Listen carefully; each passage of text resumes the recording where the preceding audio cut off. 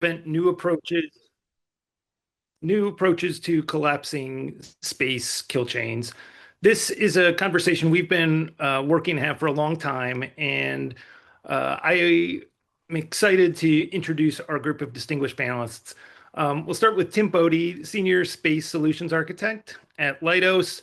From Space Systems Command, we have Lieutenant Colonel Collin Greiser, and from the SDA TAP Lab, the Space Domain Awareness Tools, Applications and Processing Lab, we have Major Sean Allen. And finally, we have Siamak Hesar, the CEO of Kayhan Space, which is an orbital traffic software firm. So we're going to talk today for about 30 or 45 minutes. Some people use this phrase kill chain, some people say kill web. I would imagine today we're going to hear about collaboration, integration, competition. But as space becomes a more militarized domain or a more competitive domain, uh, this subject becomes increasingly topical. So I want to start by asking our group, how have space kill chains worked previously, and why do they need to evolve, and how has the threat changed the thinking here? And maybe Lieutenant Colonel Greiser, we'll start with you for this one. Sure, thanks. And thanks for having me on this podcast. Super excited to be here to talk with you all about a subject that I hold very dear. I really like talking about this stuff. And as you mentioned, Lieutenant Colonel Collin Greiser, I'm a system program manager at SSC. I run a program called Kronos. We are very interested in space kill chains. And I like this question a lot because when I came in the military in '09, I don't even think kill chain was even in lexicon. Like, we didn't even talk about kill chains. Space was a very passive domain. It was, hey, we have GPS and SATCOM and a lot of great capabilities, but it wasn't contested at all. I've been in about 16 years, almost 17 now. And over the last 5 years, it has accelerated enormously. And the amount of time we spend talking about kill chains and competition in space is just so much more contested than it used to be. And so naturally, the idea of a kill chain and how you contest space has become much more of a forefront of the discussion. So I think by necessity, it has to evolve, right? Like, you have to, as space becomes contested, you really have to start talking about this kind of stuff because we have to secure, it's part of the Space Force's mission, right? We have to secure space. That's our mission. So again, appreciate you having me on the podcast. And do you think of it as a workflow? I mean, how should someone who's maybe not super familiar with this topic, how do they think of it? Is it a workflow? Is it kind of a chart of like, hey, we have to check off this item? How do you describe it to others where they're maybe, like you said, maybe not familiar with this term because it is fairly new? Yeah, that's a great question. I think, and I'll let Sean talk here in a second because he's really familiar with how we have the idea of a kill chain set up in the SDA TAP Lab. I think that's one good way you can think about it. You can think about it as a set of steps or objectives that the enemy has to achieve, in order to gain control of space. First, for example, you have to detect something in space, and then you have to decide what you want to do against that object, and then you have to actually have that effect, and then you have to know if you had the effect, right? It's kind of like a little bit of a decision loop that you go through. But Sean, do you want to expand on that a little bit with how we have it set up here in the lab? Yeah, I guess I'll share my perspective. So I'm 18 years active duty. I'm a 13 Sierra, which is a space operator. And in the last several years have been working with Space Systems Command to help small business and industry answer the question you just asked. What are the needs, and how do you integrate commercial systems into a kill chain or a kill web? The context that I carry is of all the instruments of power, the military instrument is the one that we're responsible for being ready. But we are executing under the constitutional and legal authorities that are delegated to us. So the battle management community that will be coordinating military effects, they are the recipient of the military orders. The senior leaders, the general officers will align military missions to achieve national security objectives. And then when it comes to my level, the question is, which part of a warfighting scenario might I be responsible for on any given day? That could change. That's what my leadership will give me. Then the resources that are at my disposal that may change before, during, and after conflict. My responsibility as a battle manager would be to manage any constraint in the environment, whether it's a natural hazard, a risk, or an adversary intending to cause harm. I need to make sure that I can fight in and through any of those constraints. Fog of war, I need to tell the difference between an intentional hostile act where an adversary is deliberately exploiting a vulnerability or a weakness and a pure accident, because our response to that will be governed by all the same laws and standards of practice, norms of behavior, as every other discipline. So now, with that in mind, the way that I view a kill chain is, yes, you need to know what's in my toolkit. What are the assets at my disposal? What are the services and resources that make them run, right? If you've got a truck, you need to fill it with fuel, things like that. And then I need to know how those correspond to the mission success that I've been directed to go achieve. And we do have mature weapon systems, battle management capability, and a long history of practicing through wargaming. But we know that a thinking adversary they get to vote in conflict. So our job is to be experts and proficient at using these complex weapon systems procedurally in a peacetime environment. And also our decision makers and our senior leaders and commanders need to practice the art of war so that we can, when we're not sure what's happening in the environment, still make grounded, defensible, justifiable decisions to either act with restraint or to exercise a military option. So what we're doing in the lab is trying to translate 75, 80 years of requirements and analysis that go into this into the language of small business, software engineering, AI, a new generation. So that requires a lot of coordination, and that's what the lab is hoping to achieve. That's that evolution I mentioned briefly. Tim, let's turn to you for a second. What does commercial integration with the lab? What does that look like for you? And talk about a little bit about the experience you've had working with the lab. Yeah, I guess with the success that Major Allen's had, it looks like a full contact sport right now with the number of cohort members and really innovative companies that the team has been able to bring together. From an integration standpoint, especially commercially, what it has allowed is really an opening of the eyes of how quickly commercial can respond to some of the challenges, I'll say, down that kill chain, or I think kill web is probably a better way to think about it, just in terms of the complexity. But bringing companies together with individuals, and company capabilities with very varied backgrounds enables solutions to come forward to, Major Allen with that understanding, with his 13 background or 13 Sierra background, to really look at, where our solutions that commercial industry has been working on can fit in and address some of them challenges. So I think that's first and foremost the biggest value with what Major Allen and Colonel Greiser have set up in the TAP lab is the evaluation, the exploration, really the finding of commercial capabilities that in the old model of how the DoD, how SMC would look at finding capabilities, maybe didn't realize the full potential as quickly as they're able to in the lab.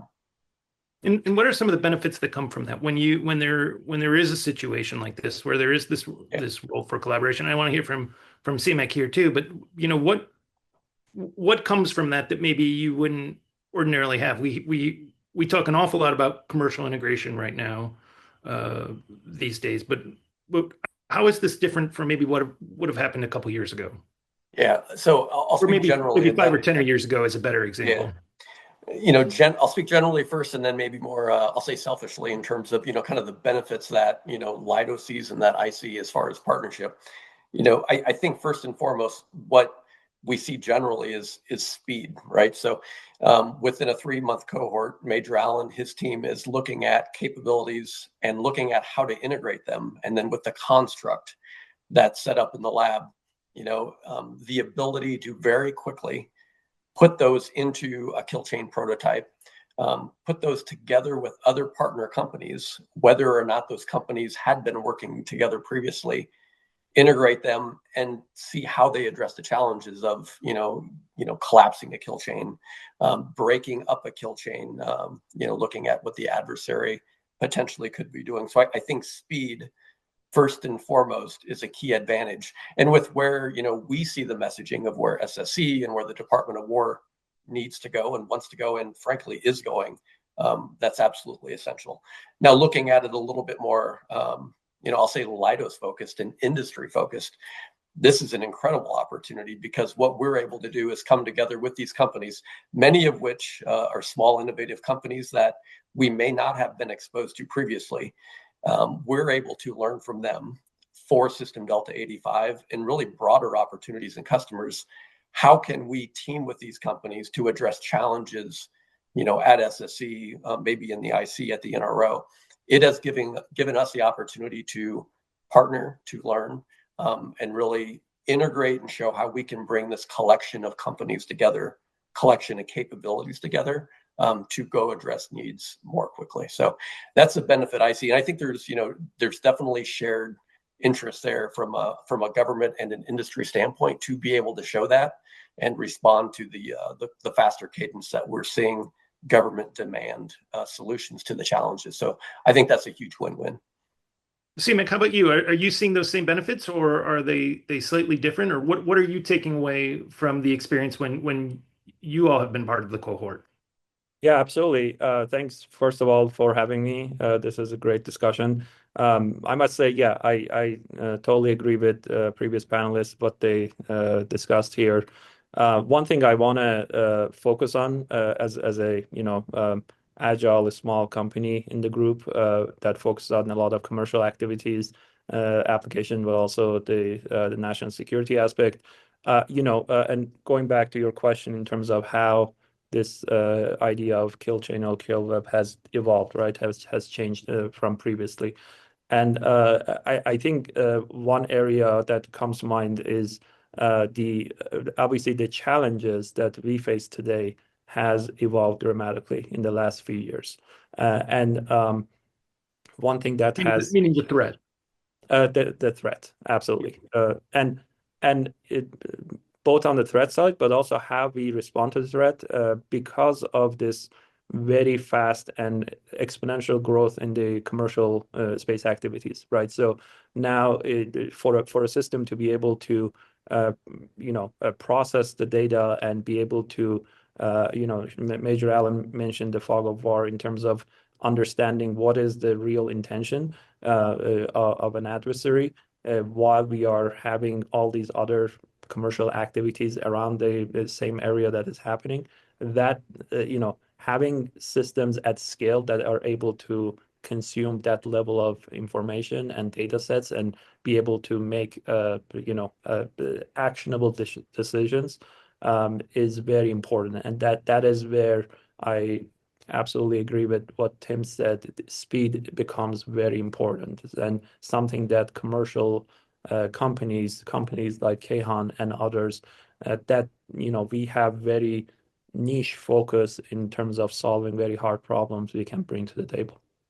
Yeah, I think speed has been one of the big themes we've heard over and over again this year, both when it comes to acquisition and when it comes to the threat.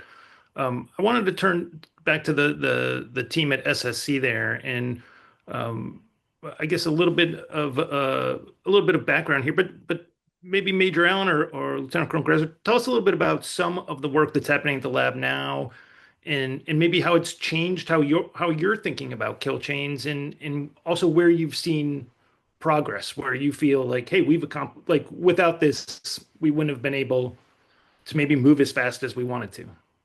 Yeah, that's a great question. And to echo some of what the other panelists were saying with the last question, as an example, the source selection I did on a capability we're trying to acquire, this was just last year. It was a very traditional acquisition. It took years. We're talking about doing something in the lab in months, right?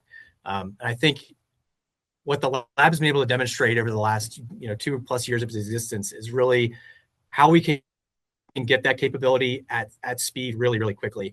We were able to deploy, for example, there's an uncorrelated track processor. It's just a way to sense make in the space domain.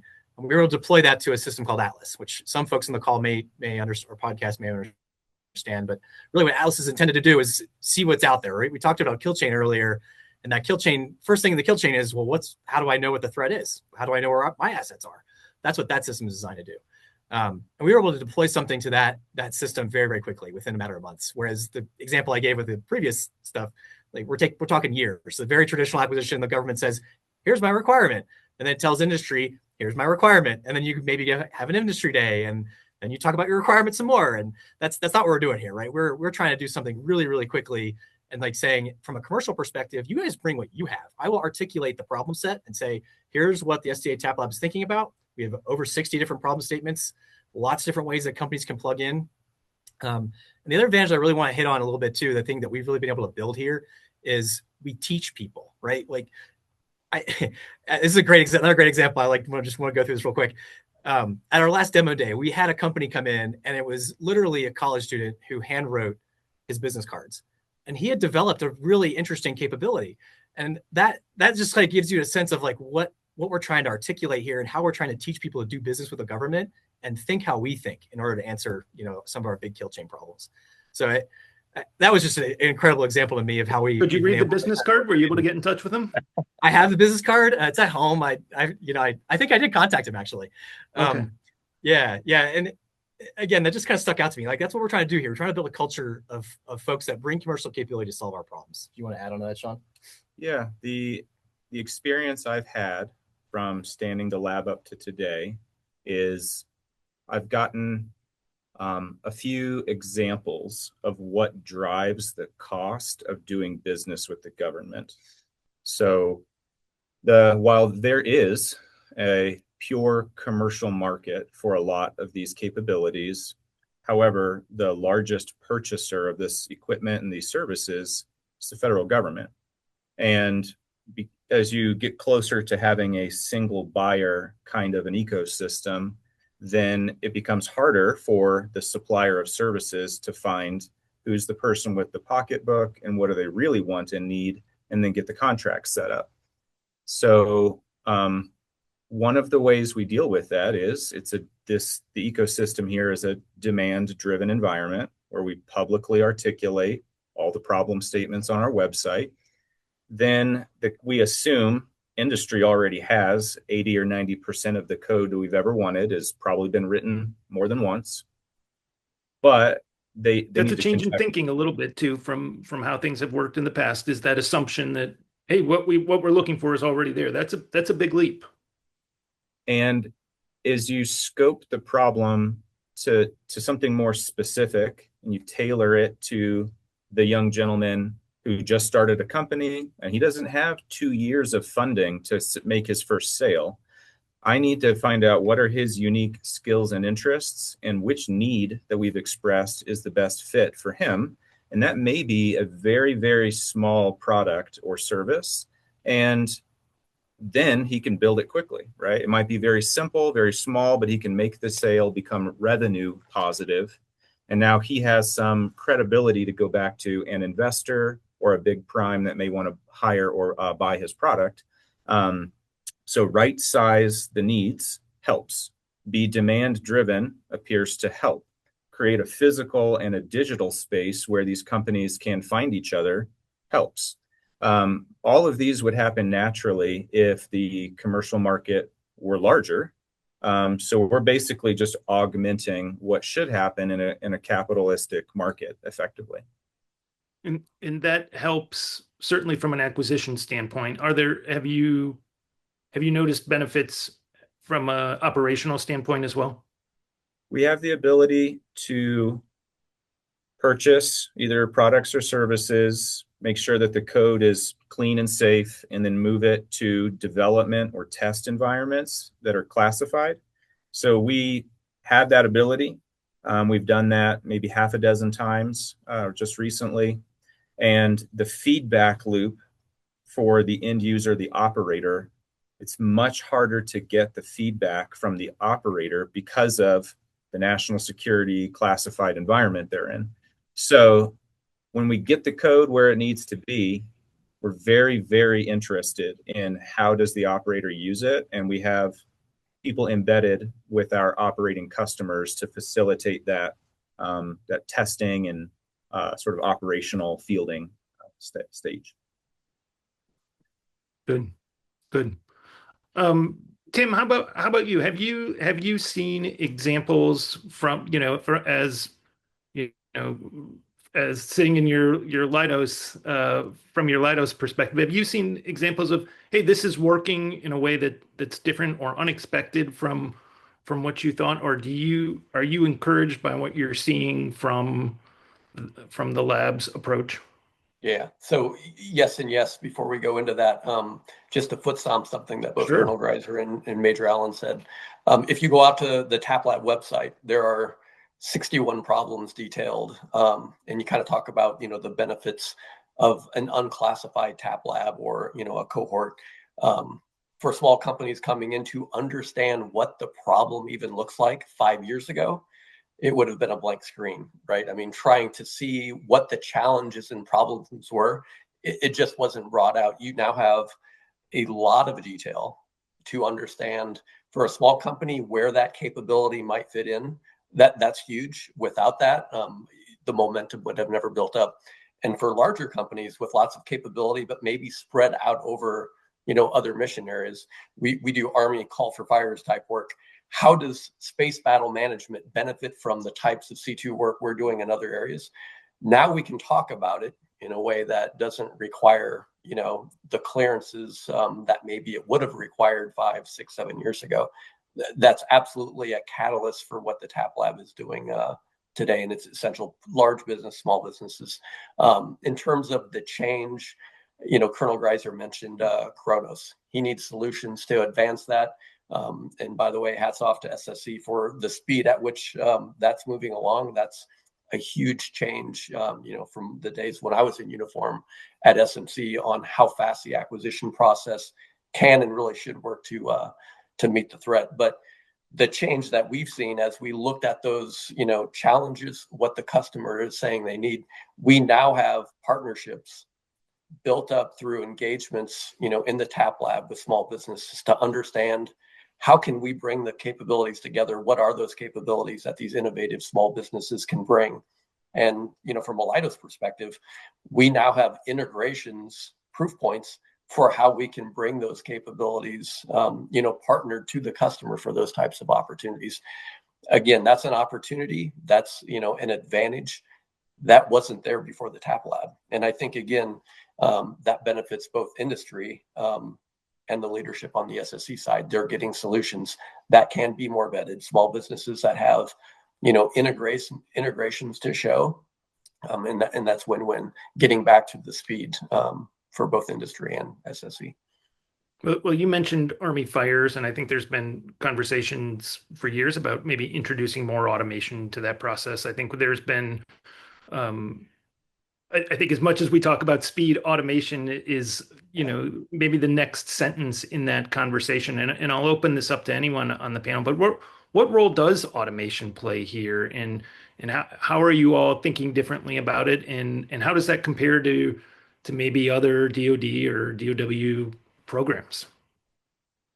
Yeah, I mean, from my standpoint, I think the role it plays is first and foremost essential. And I don't want to put words in Major Allen's mouth, but automation and scale are two of the things that he has challenged all the capability providers, all the cohort members to really focus on, just because of the threat in the space domain. And I don't see that challenge or that need for automation being unique to the fight in the space domain, right? Whether you're looking at C5ISR or counter C5ISR, whatever the mission is, the pace of the threat, the volume of the threat, it has to scale through automation.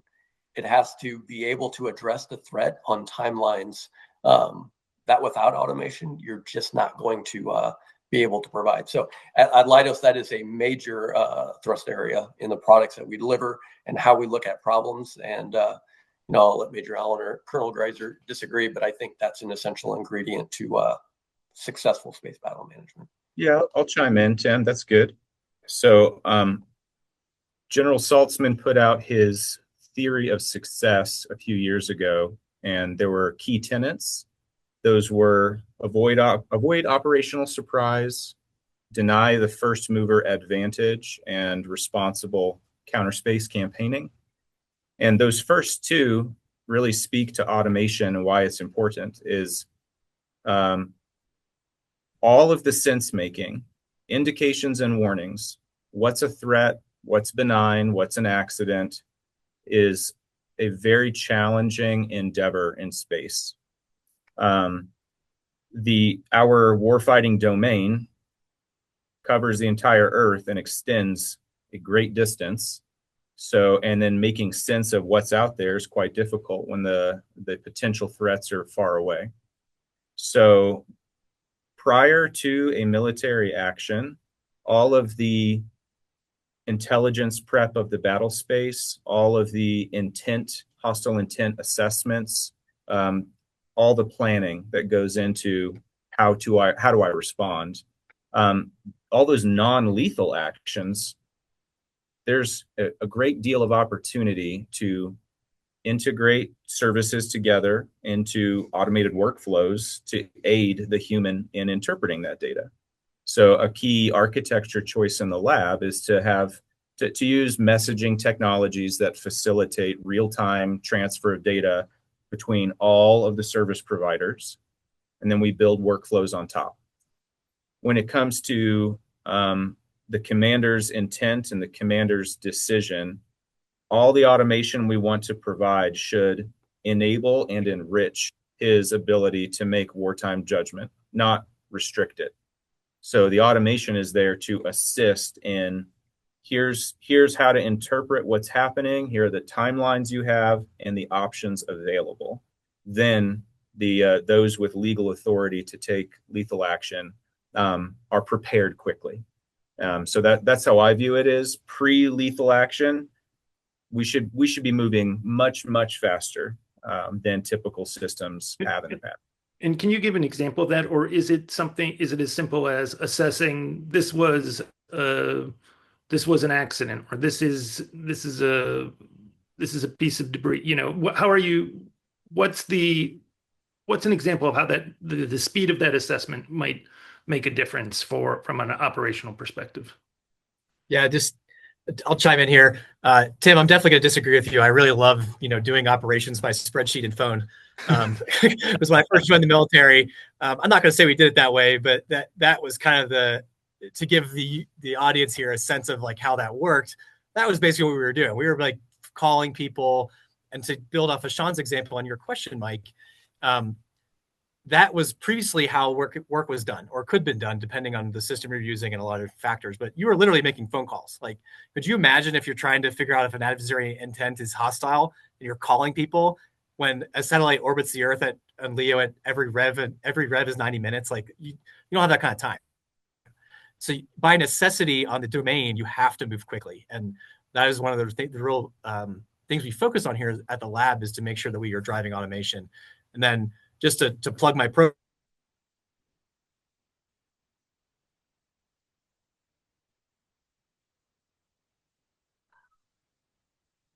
program for a second. Kronos exists to develop operation as quickly as possible, and the more machine-to-machine type communication I can get, the better.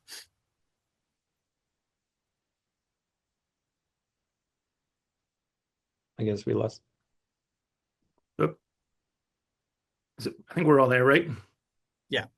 All right. Sorry, good. Just a hiccup. Sorry, I heard about the last thing I heard was about Kronos and the machine to machine.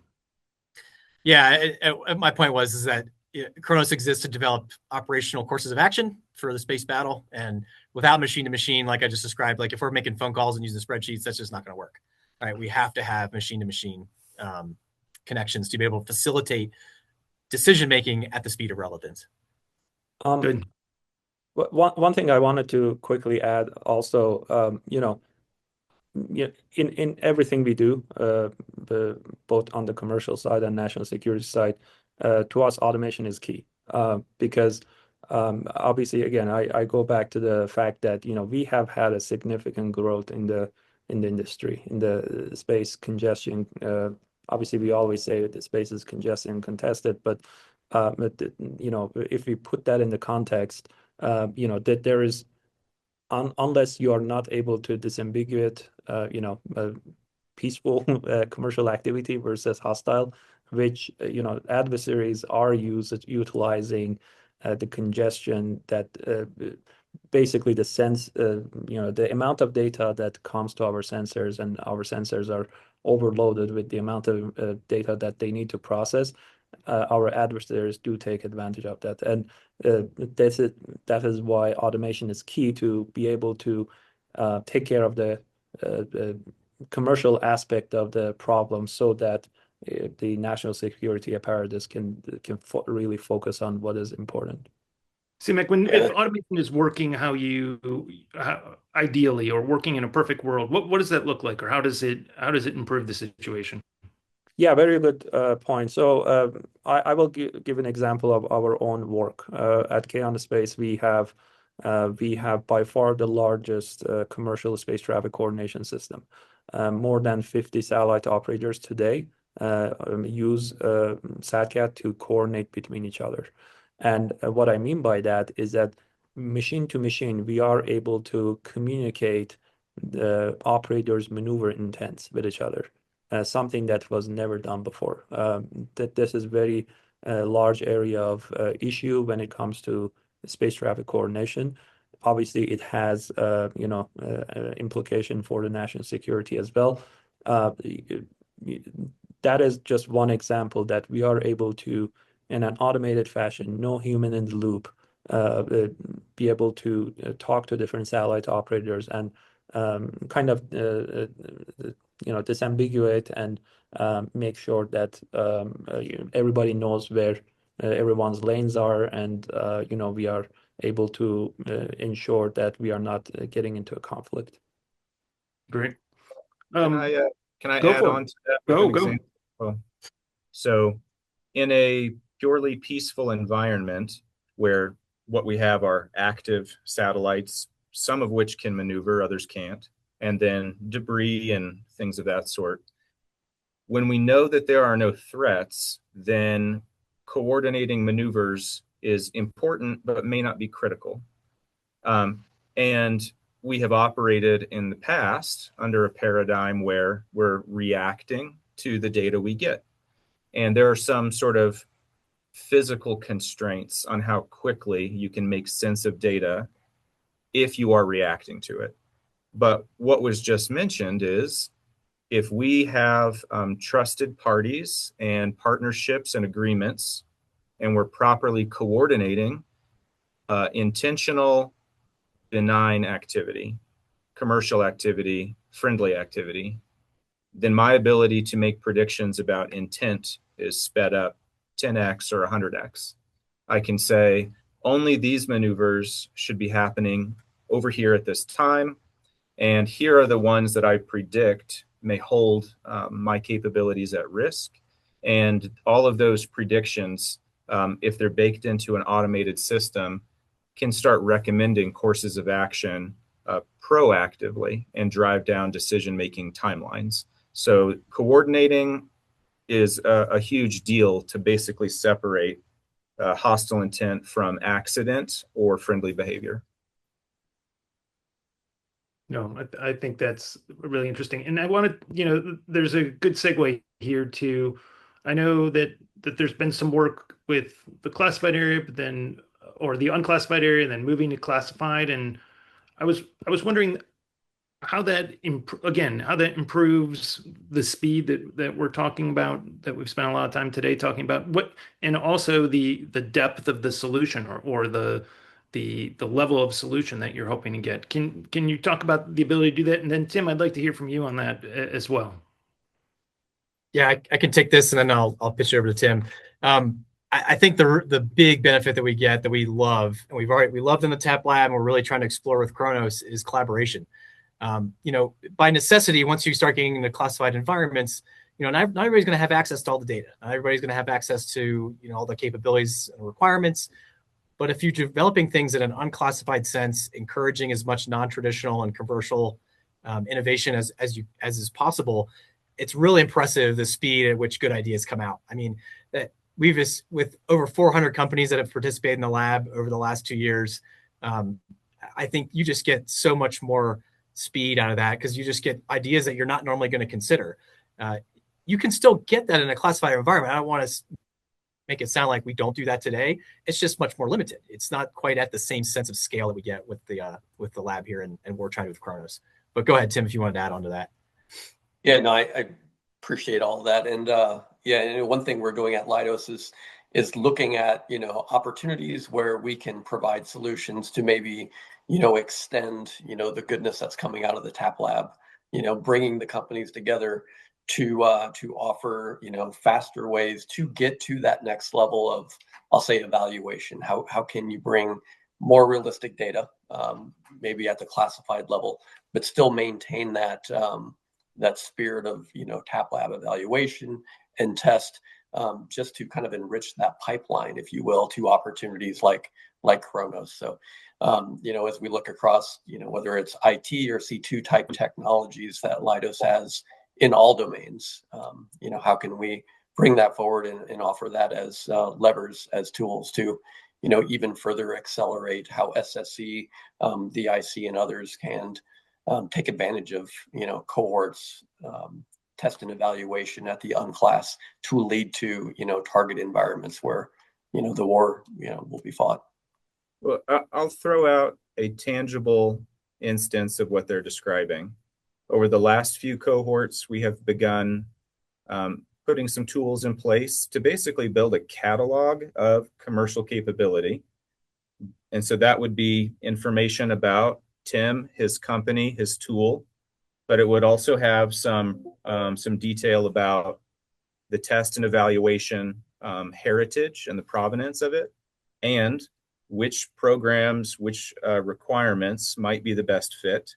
So as the companies actively engage and we keep that artifact fresh, then when the classified needs change, they say, well, do we have anything out there that can solve this new emergent threat? I say, well, let's flip through the catalog. We hit the filter button. I go, well, we've got some university, applied research, and we've got a big prime and 3 companies, small companies. And then we can start shepherding them through the contracting and moving the code and all of those things. So this application catalog is one way that I was going to say, not to Lieutenant Colonel Greiser's point, not a physical catalog here, not literally flipping through, but like filtering Sears. through. Yes, yes, correct. Yeah, this is with computers, roughly the same thing. Yes. Right. He should know what's available on the market to meet his needs, and then we can speed up the request for information and all of those things. Yeah, we're doing a similar thing with Kronos. Like, we have a commercial solutions opening on the street. We're going to reopen that here shortly, and that's exactly the same intent. Like, we're basically lining up the lab and the Kronos program to be able to have that catalog, so that when an operator comes to me, because I talk to them all the time, says, I need to answer this challenge. Like, I got one right here. Let's work on getting that on contract. One thing I wanted to add also, Please. we are discussing about the fact that some of these activities are happening in the unclass level is I think it's critical, and kudos to Major Allen and the work that they have done in the TAP lab.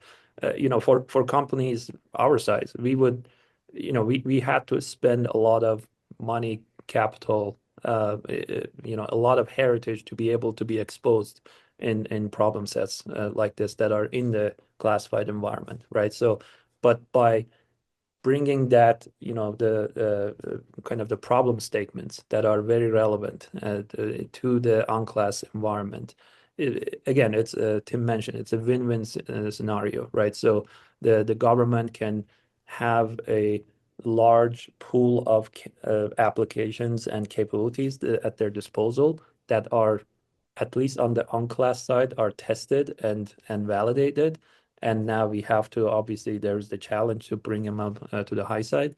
And then for commercial industry, we have the ability to directly work with the warfighters and hear their need, hear their pain points, and commercial industry is best in solving hard problems very fast.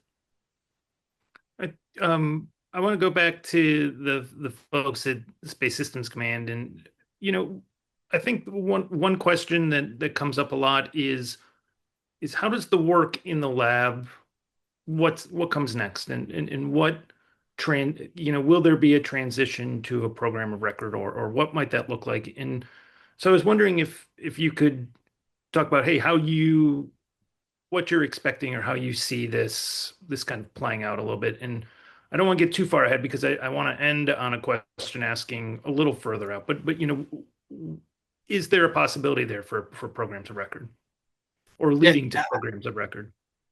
Absolutely. I love that question because that's exactly what we actually just did. Is we moved the TAP Lab underneath my program, underneath the Kronos program, to encourage and build more of an intentional pathway to a program of record.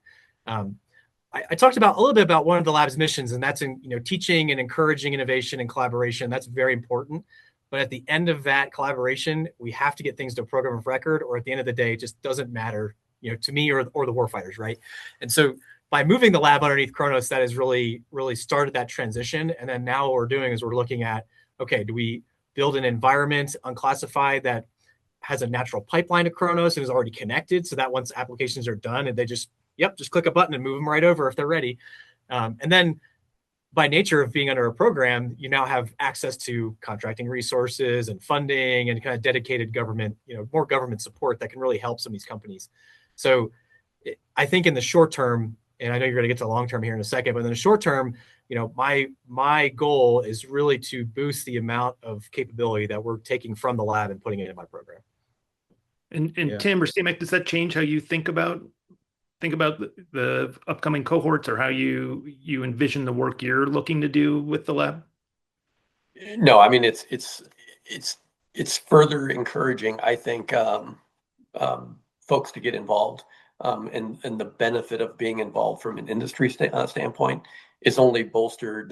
Kind of hearing what Colonel Greiser is saying, at the end of the day, industry wants to go solve problems, and we solve them by those avenues to the programs of record. So no, it's super encouraging to hear that, and that's only going to further bolster interest in the lab and small companies and large alike wanting to be there in participation of those cohorts. I would agree. I mean, at the end of the day, when we work with the federal government, especially on the national security side, our goal is to be able to support the government on the classified side, and having a short-term and also long-term, more streamlined process to enable that, either through partnership with larger companies like Leidos.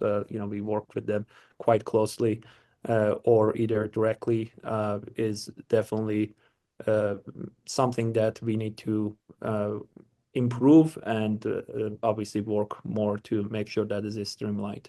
I mean, I also want to kind of, there are other programs as well, or models.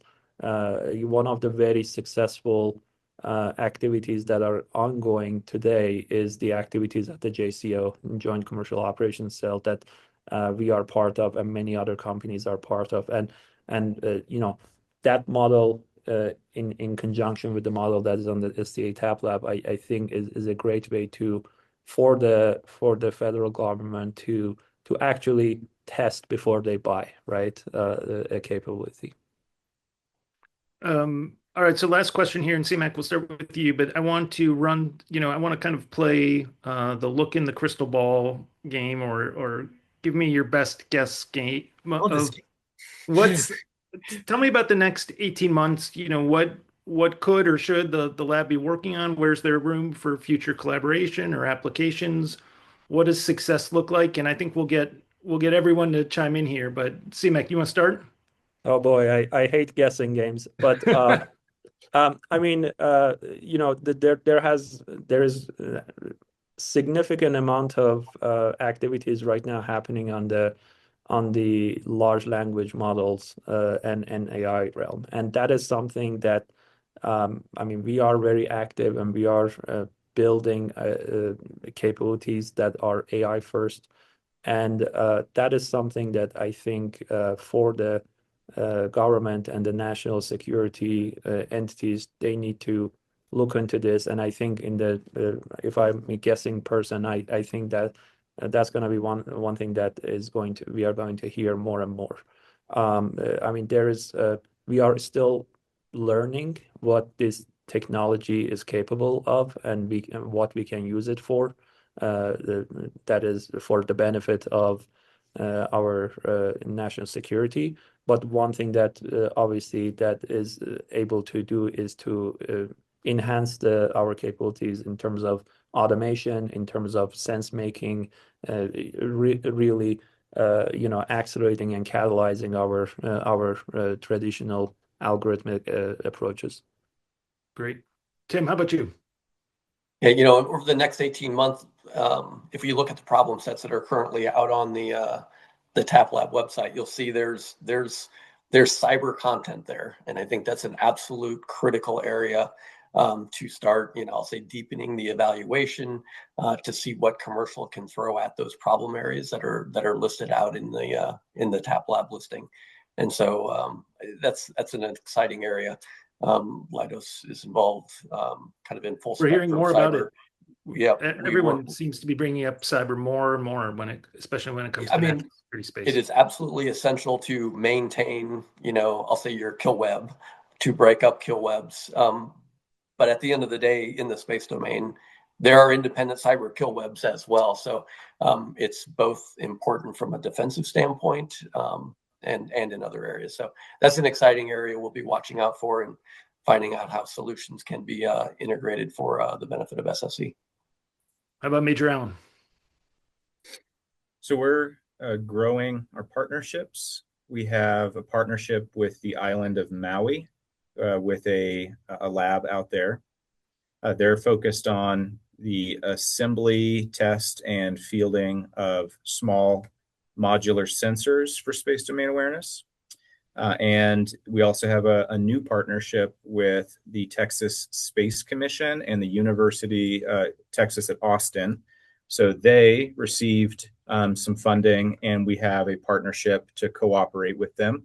So we're going to be giving them some research problems and basically just get everyone to row together and stabilize the opportunities across the board. Great. And Lieutenant Greiser, take us home here. Happy to. I love guessing games. I can't be held accountable if I'm wrong. No, that's all right. That's the fun of this. Right. Like Sean said, look, from a lab perspective, I'll answer it in two pieces: a lab perspective, then Kronos. From a lab perspective, looking at expanding our partnerships, leveraging other resources that other folks have to bear, and like Sean mentioned, exactly rowing in the same direction to answer the critical problems of the warfighters today. And then where I'm taking that, we move the lab underneath Kronos, but there's still so much more work to do. One of the things I love to tell industry when I meet with them is I wish I gave all of you a contract, but I can't. So how can I maximize the delivery of commercial capability from the lab to Kronos? My whole goal is to get that rate up like that in the next 18 months. If you've ever been to the TAP Lab here in Colorado, by the way, if you're on the podcast, welcome to come out. We're at 2424 Garden of the Gods. Come visit. There's banners out there, and they have a number of companies on them that participated. I'd love to be able to draw a big circle around that whole banner and say, yep, every single one of those companies delivered something to my system. That is where I want to be in 18 months. I really want people to deliver capability to Kronos for the warfighter. That's a great goal. Well, I'd like to thank all the panelists for joining. I thought this was a really good discussion. I appreciate you making time. To our audience, thanks so much for the questions, and thanks for joining. We will have this recording posted shortly. And a special thanks to Leidos for helping us put this on. Thanks so much for joining us, everyone. Have a great rest of your day.